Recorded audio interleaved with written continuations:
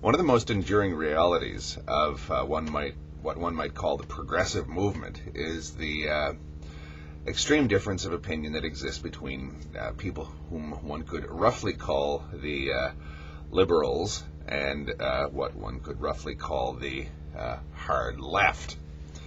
I've often held the view that these two parties, usually when they meet, they hate each other far more than they hate the people that one would assume they would see as a common enemy, i.e. the right wing or whatever. Again, I come from the trade union movement, and the union that I belong to, the Canadian Auto Workers, is more or less dominated. The union's culture is that of social democracy. There are card-carrying communists, even in leadership positions in the union, but the overwhelming initiative within the union is that of the center left. There are even actual liberals and even some people that one might even consider conservatives in the movement. The communists are there, the Marxists or anarchists or whatever you want to call them, the hard left, are represented, but they rarely get any attempt to get a chance at influencing the direction that the union will take. And you often do see these tensions apparent inside the union.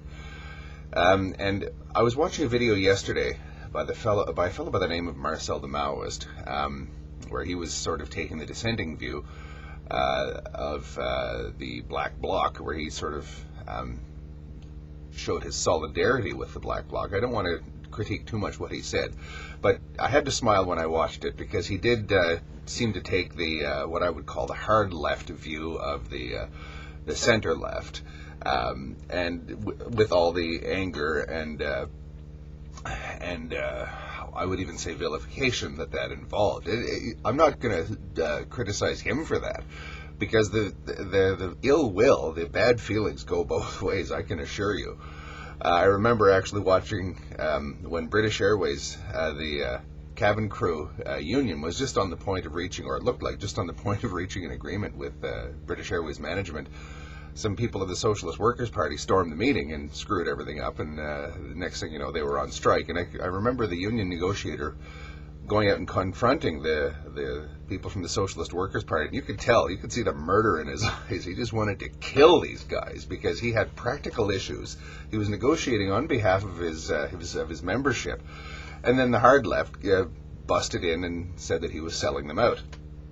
Now, it's kind of interesting, the relationship between the hard and the soft left. The soft left, or the middle left, generally are the ones that actually get, in my view, real world results, but the hard left say that they only get it at the expense of their own principles, because they once they get what they want, they go back to the stables and behave themselves.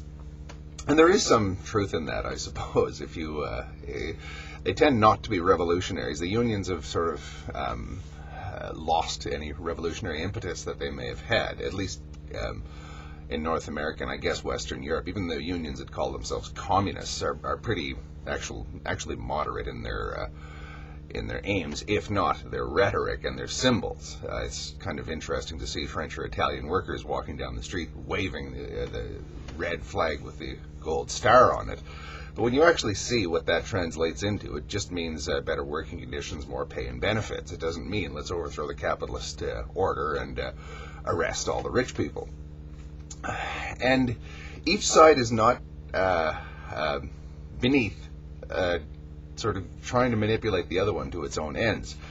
The hard left has a long history of what might be called attempts at infiltrating the center-left organizations like the unions or trade guilds or trade union congresses, things like this, to sort of take over from the inside, which rarely works. I suppose it did work in a lot of places in Western Europe, but in North America, the trade union movement in North America is just so hostile to communism or extreme leftism that it's kind of a waste of time.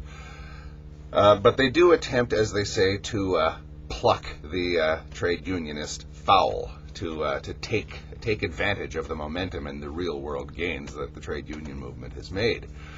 Because the communists or the hard left generally expend a lot of their energy, or a lot of people think they expend their energy in pranksterism and denunciation that really doesn't have any results at all.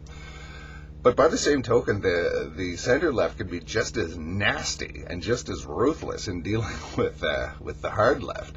As I say, there's a number of people in leadership positions in my union that are what one would call members of the hard left, and they are used sort of as a stick with which to beat management whenever there's a labor dispute. You just unleash these people at the capitalists, and they tend to really go right for the jugular. If there's a difficult point at negotiation time, and you need somebody to get out there and do some pretty crazy things on behalf of your membership, you can usually count on a Marxist or a ultra-leftist of some sort within your own ranks to do it.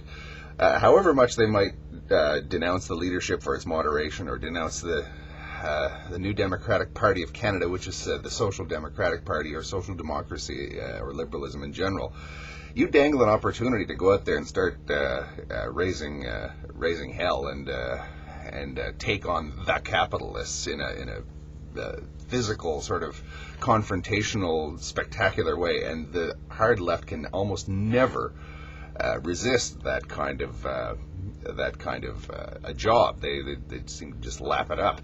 But the problem with that is, of course, the second that the union leadership gets what they want, they inevitably shut the hard left agitators down, lock them back in their what they call their doghouse, or their kennel, and then sit down and do a deal with management. That's just as ruthless.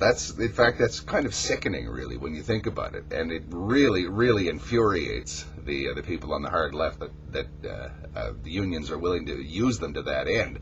But again, it just seems to be the very nature of these sorts of hard left types that they can't resist the urge to do this, to get out and get right in the other guy's face. So that's their Achilles heel, and that's constantly and consistently exploited by the trade unions and the center left in general. Where they tend to sort of be at odds is at circumstances like the G20.